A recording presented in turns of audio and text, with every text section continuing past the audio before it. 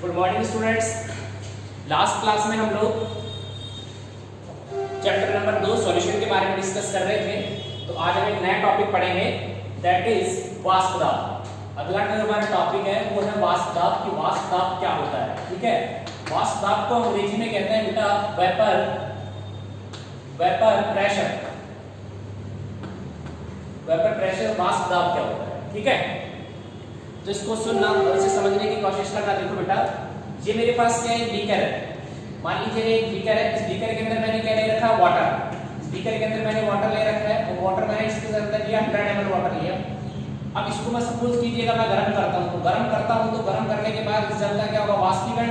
इसकी वाष्प बनकर के ऊपर बनेगी। ये जो बनेगी इसे कहेंगे वाष्प। क्या कहेंगे, वाष्प। इसको अंग्रेजी में कहा जाता है वेपर। वाष्प बनेगी और इसे अंग्रेजी में नाम दिया जाएगा वेपर।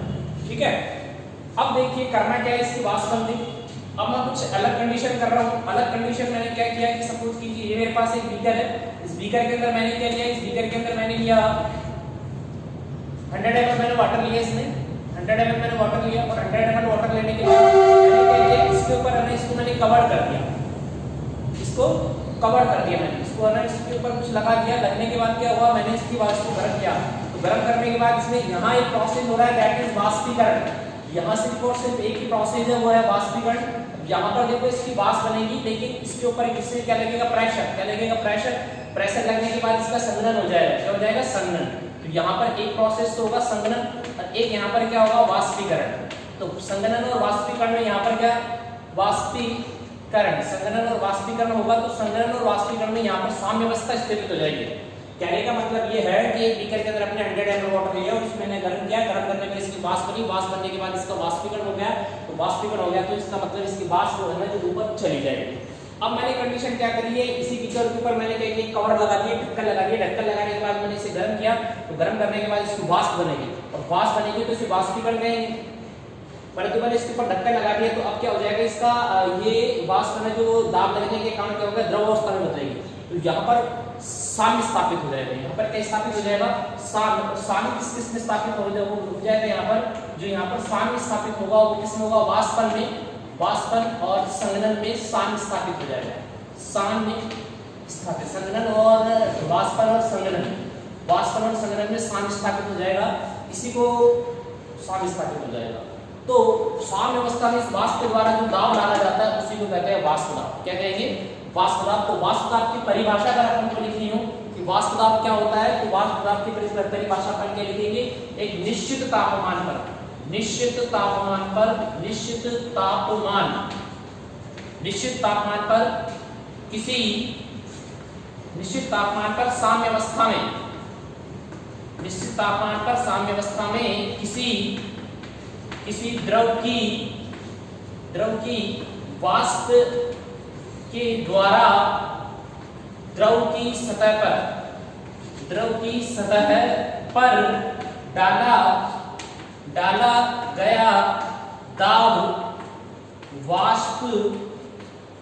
द्रव की सतह पर डाला गया दाब वाष्प दाब कहलाता है।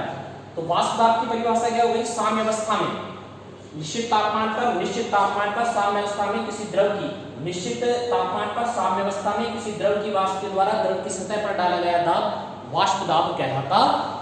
ठीक है, ये इतनी बात आपको समझ में आ गई। इसे कहते हैं वाष्प। इसे क्या नाम दिया जाएगा बेटा, जो वाष्प दाब है, किसी भी द्रव की वाष्प के द्वारा द्रव की सतह पर डाला गया दाब वाष्प दाब कहलाता है। अगला जो हमारा टॉपिक है वो है बेटा वाष्प दाब के बाद में नेक्स्ट हमारे पास आएगा, वो आएगा वाष्प दाब अवनमन। वाष्प दाब अवनमन। वाष्प दाब अवनमन का मतलब होता है वाष्प दाब में कमी। कि वाष्प दाब में कमी कैसे होती है, इसे कहा जाता है वाष्प दाब अवनमन। वाष्प दाब में कमी को नाम दिया जाता है वाष्प दाब अवनमन। तो देखिए करना क्या है, ये हमारे पास एक चीज यहाँ पर आएगी जिसमें कहूंगा अवाष्पशील विलय। अवाष्पशील विलय का मतलब होता है एक ऐसा विलय जिसकी वाष्प नहीं बनती हो। एक ऐसा विलय जिसकी वाष्प नहीं बनती है उसे अवाष्पशील विलय कहते हैं। अवाष्पशील विलय का मतलब होता है एक ऐसा विलय जिसकी वाष्प नहीं बनती है उसे अवाष्पशील कहा जाता है। जैसे मेरे पास सुक्रोज C12H22O11 अवाष्पशील विलय होता है, NaCl अवाष्पशील विलय होते हैं। ठीक है, अब देखिए माना कि मेरे पास क्या है, ये बीकर है, इस बीकर के अंदर मैंने क्या ले लिया, जल ले लिया। अब जल ले लिया तो विलायक है या शुद्ध विलायक है, ये शुद्ध विलायक है। माना कि मेरे पास एक बीकर है, इस बीकर में मैंने क्या लिया, जल लिया, और ये जल है तो ये क्या शुद्ध विलायक है। अब मैंने इसका वाष्प दाब निकाला तो इसका वाष्प दाब आया P0, इसका वाष्प दाब कितना आया, P0 आया। अब मैंने क्या किया, इसके अंदर यही जो बीकर है, यही वाला जो बीकर है, इसी बीकर के अंदर मैंने वही जल लिया, शुद्ध विलायक है। अब इसके अंदर मैंने क्या मिला दिया, सपोज करो अवाष्पशील विलय को मिला दिया, इसके अंदर मैंने अवाष्पशील विलय को मिला दिया। इसके अंदर जब मैंने अवाष्पशील विलय को मिला दिया ना, तो इसकी वाष्प कम बनेगी, तो इसका जो वाष्प दाब आएगा कितना आएगा, P, कितना आएगा, P आएगा। मतलब जो विलयन है, इस विलयन का वाष्प दाब इस विलायक के वाष्प दाब से कम आएगा। क्यों कम आएगा, कम इसलिए आएगा क्योंकि यहाँ पर ये शुद्ध विलायक है, इसका तो वाष्प दाब P0 था, अब मैंने इसके अंदर अवाष्पशील विलय मिला दिया, अवाष्पशील विलय की वजह से इसकी वाष्प कम बनेगी, इसलिए इसका वाष्प दाब कम आएगा। इसका वाष्प दाब क्या हो गया, P, ठीक है। तो वाष्प दाब अवनमन क्या होता है, जब किसी शुद्ध विलायक में अवाष्पशील विलय को मिला दिया जाता है तो निर्मित विलयन का वाष्प दाब शुद्ध विलायक के वाष्प दाब से कम होता है, इसे वाष्प दाब अवनमन कहा जाता है, इसे वाष्प दाब अवनमन कहा जाता है। तो वाष्प दाब अवनमन को मैं निकालूंगा, कैसे निकालूंगा, वाष्प दाब अवनमन हो जाता है मेरे पास शुद्ध विलायक का वाष्प दाब, शुद्ध विलायक का वाष्प दाब माइनस विलयन का वाष्प दाब, विलयन का वाष्प दाब, शुद्ध विलायक का वाष्प दाब माइनस विलयन का वाष्प दाब। अब हमको पता है शुद्ध विलायक का वाष्प दाब कितना है, P0 है, और विलयन का वाष्प दाब कितना है, P है, तो ये मेरे पास आ जाएगा डेल्टा P। डेल्टा P को क्या कहते हैं, वाष्प दाब अवनमन, क्या कहेंगे, वाष्प दाब अवनमन। तो वाष्प दाब अवनमन का मतलब होता है वाष्प दाब में कमी। तो वाष्प दाब में अवनमन को अपन कैसे डिफाइन करेंगे, जब किसी शुद्ध विलायक में अवाष्पशील विलय को मिला दिया जाता है तो बनने वाला जो विलयन होता है, उस विलयन का वाष्प दाब इस शुद्ध विलायक के वाष्प दाब से कम होगा, इसे वाष्प दाब अवनमन कहा जाता है। माना कि शुद्ध विलायक का वाष्प दाब P0 है और विलयन का वाष्प दाब P है, तो वाष्प दाब अवनमन की परिभाषा से शुद्ध विलायक का वाष्प दाब माइनस विलयन का वाष्प दाब, तो शुद्ध विलायक का वाष्प दाब P0 माइनस विलयन का वाष्प दाब P, तो वाष्प दाब अवनमन बराबर आ जाएगा मेरे पास डेल्टा P बराबर P0 माइनस P। इसे कहते हैं वाष्प दाब अवनमन, इसे क्या कहते हैं, वाष्प दाब, ठीक है। अगला इसमें जो टॉपिक है वो है मेरे पास वाष्प दाब में आपेक्षिक अवनमन, वाष्प दाब में आपेक्षिक अवनमन। वाष्प दाब में आपेक्षिक अवनमन क्या होता है, जब शुद्ध विलायक के जब वाष्प दाब अवनमन में शुद्ध विलायक के वाष्प दाब का भाग दे दिया जाता है। जब ये डेल्टा P है, डेल्टा P क्या है, डेल्टा P है वाष्प दाब अवनमन, डेल्टा P P है वाष्प दाब अवनमन। तो जब शुद्ध विलायक के वाष्प दाब अवनमन में जब वाष्प दाब अवनमन में शुद्ध विलायक के वाष्प दाब का भाग दे दिया जाता है तो हमारे पास वाष्प दाब में आपेक्षिक अवनमन प्राप्त होता है। तो ये मेरे पास क्या हो जाएगा, ये मेरे पास हो जाएगा P0 minus P upon P, इसे कहते हैं वाष्प दाब या वाष्प दाब में आपेक्षिक अवनमन, वाष्प दाब में आपेक्षिक अवनमन। फिर से देखिए बेटा, पहली चीज मेरे पास हो गई वाष्प दाब। वाष्प दाब क्या होता है, वाष्प दाब का मतलब होता है जब किसी, वाष्प दाब का मतलब होता है निश्चित तापमान पर साम्यावस्था में किसी द्रव की वाष्प के द्वारा द्रव की सतह पर डाला गया दाब वाष्प दाब कहलाता है। दूसरा मेरे पास आ गया वाष्प दाब में अवनमन। वाष्प दाब अवनमन क्या होता है, जब किसी शुद्ध विलायक में अवाष्पशील विलय को मिला दिया जाता है तो निर्मित विलयन का वाष्प दाब शुद्ध विलायक के वाष्प दाब से कम हो जाता है, इसे वाष्प दाब अवनमन कहा जाता है। उसके बाद में मेरे पास आया वाष्प दाब अवनमन। माना कि शुद्ध विलायक का वाष्प दाब P0 है, विलयन का वाष्प दाब कितना है P, तो वाष्प दाब अवनमन की परिभाषा से क्या लिखेंगे, शुद्ध विलायक का वाष्प दाब माइनस विलयन का वाष्प दाब, शुद्ध विलायक का वाष्प दाब P0 माइनस विलयन का वाष्प दाब P, तो ये मेरा डेल्टा P बराबर P0 माइनस P। तो वाष्प दाब में आपेक्षिक अवनमन हो जाएगा डेल्टा P अपॉन P0 बराबर क्या हो जाएगा, P0 minus P upon P0। ये वाष्प दाब है, वाष्प दाब में आपेक्षिक अवनमन है, इसे कहते हैं वाष्प दाब में आपेक्षिक अवनमन। वाष्प दाब में आपेक्षिक अवनमन को डिफाइन कैसे करेंगे, इसे जब T की वाष्प दाब अवनमन में शुद्ध विलायक के वाष्प दाब का भाग देते हैं तो हमारे पास वाष्प दाब में आपेक्षिक अवनमन प्राप्त होता। यहाँ तक आपको ये बातें अच्छे से समझ में आनी चाहिए, ये बातें आपको अच्छे से समझ में आनी चाहिए। अगर ये बातें आपको अच्छे से समझ में आ गई तो आपको आगे कोई प्रॉब्लम नहीं आएगी, ठीक है। और इसके बाद हमारा जो अगला टॉपिक आएगा वो हमारे पास है राउल्ट का नियम। बहुत अच्छा राउल्ट का नियम है। राउल्ट का नियम को आपको अच्छे से समझना पड़ेगा, राउल्ट का नियम क्या होता है, ठीक है। तो देखिए राउल्ट के नियम को समझने से पहले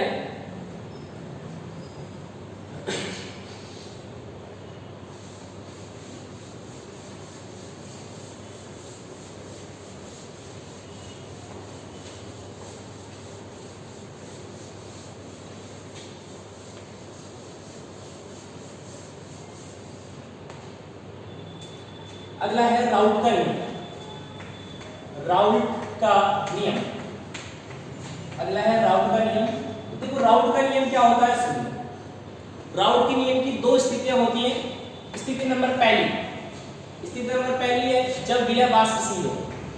जब विलय वाष्पशील हो, जब विलय क्या हो, वाष्पशील हो। तो जब विलय वाष्पशील हो उस कंडीशन में राउट का नियम ये कहता है कि विलयन के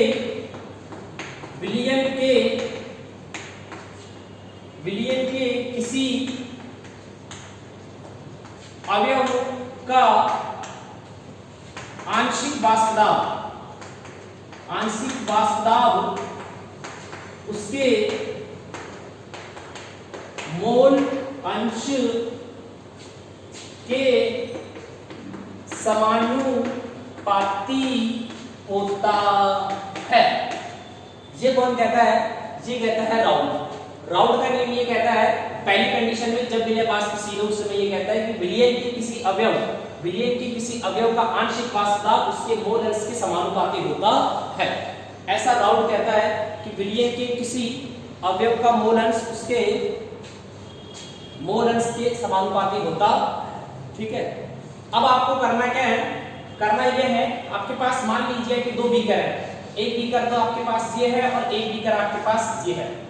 इसमें आपके पास क्या भरा हुआ है, शुद्ध विलायक है। इसमें आपके पास है शुद्ध विलायक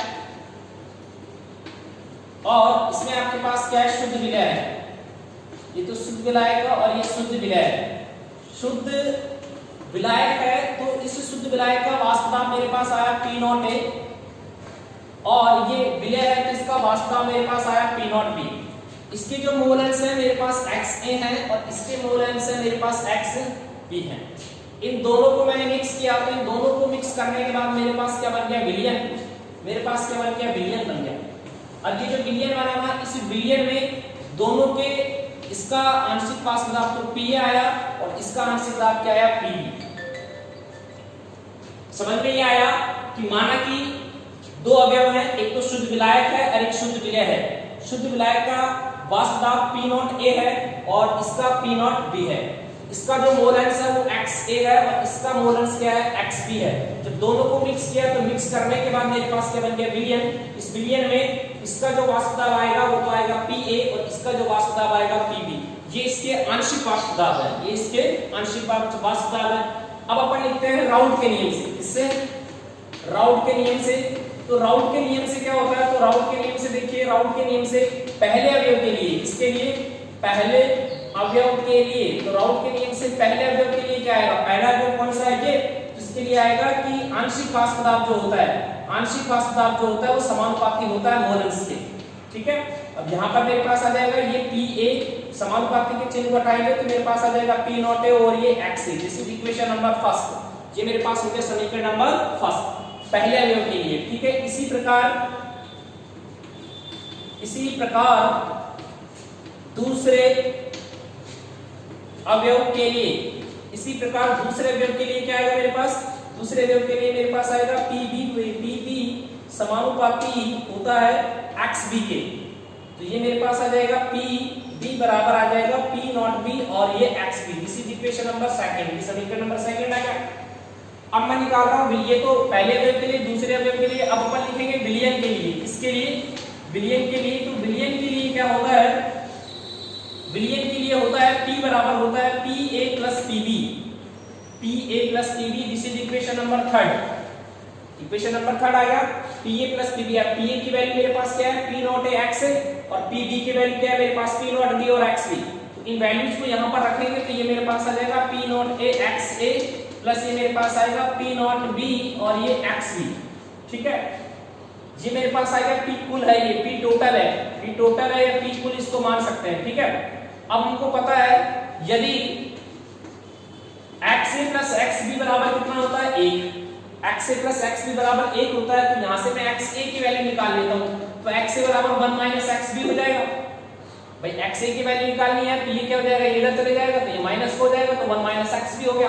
अब XA की वैल्यू को हम यहाँ पर रखते हैं तो ये मेरे पास आएगा P कुल बराबर मेरे पास क्या हो जाएगा, ये हो जाएगा P0A और और x a की जगह क्या लिखना पड़ेगा, x a की जगह 1 minus x b, x a की जगह आ जाएगा 1 माइनस एक्स बी, और प्लस यहाँ मेरे पास आ जाएगा, ये हो जाएगा p नॉट b और ये एक्स बी। इसको सॉल्व करेंगे तो ये मेरे पास आएगा p इक्वल बराबर मेरे पास आ जाएगा p नॉट a माइनस हो जाएगा p not a x b, और प्लस ये मेरे पास हो जाएगा p नॉट b और ये एक्स बी। ठीक है, इसको और आगे सॉल्व करते हैं, तो और आगे सॉल्व करेंगे तो ये मेरे पास हो जाएगा p इक्वल बराबर ये हो जाएगा p नॉट a, यहाँ से कॉमन क्या आ रहा है, यहाँ से कॉमन आएगा मेरे पास, यहाँ पर प्लस का साइन लगाते हैं, कॉमन आ रहा है एक्स बी जब यहाँ से कॉमन आएगा तो ये मेरे पास क्या हो जाएगा, ये हो जाएगा p not b minus p not a। ठीक है, इसे राउल्ट का नियम कहते हैं, इसे क्या कहते हैं, राउल्ट का नियम। तो ये हमारे पास राउल्ट का नियम हो गया। राउल्ट के नियम में दो कंडीशन है। कंडीशन नंबर 1 है जब विलय क्या हो, वाष्पशील हो। तो जब विलय वाष्पशील हो तो उस कंडीशन में राउल्ट का नियम क्या होता है, उस कंडीशन में राउल्ट का नियम होता है कि विलय के किसी अवयव का आंशिक वाष्प दाब उसके मोलर्स के समानुपाती होता है। ठीक है, तो मान लिया मेरे पास दो अवयव है, अवयव नंबर 1 अवयव नंबर 2। अवयव नंबर 1 शुद्ध विलायक है, अवयव नंबर 2 शुद्ध विलय है। इसका जो आंशिक वाष्प दाब है P नॉट A है और इसका मोलर्स XA है। इसका जो आंशिक दाब है वो P नॉट B है और मोलर्स XB है। विलयन का जो आएगा वो आएगा इसका, इसमें आंशिक वाष्प दाब P है और इसका ये पहले अवयव के लिए राउल्ट के नियम से ये हो जाएगा, ये हम इसकी वैल्यू रखेंगे तो इस तरह हमारे पास ये आ जाएगा। ये समीकरण नंबर 4 आएगा, समीकरण नंबर 4 राउल्ट के नियम को व्यक्त करता। ओके, और फिर नेक्स्ट क्लास में देखते हैं। ठीक है, और हमारा जो चैनल है सैनी ABM के नाम से, आप उसे सब्सक्राइब करें, लाइक करें और उसे शेयर करें। ठीक है।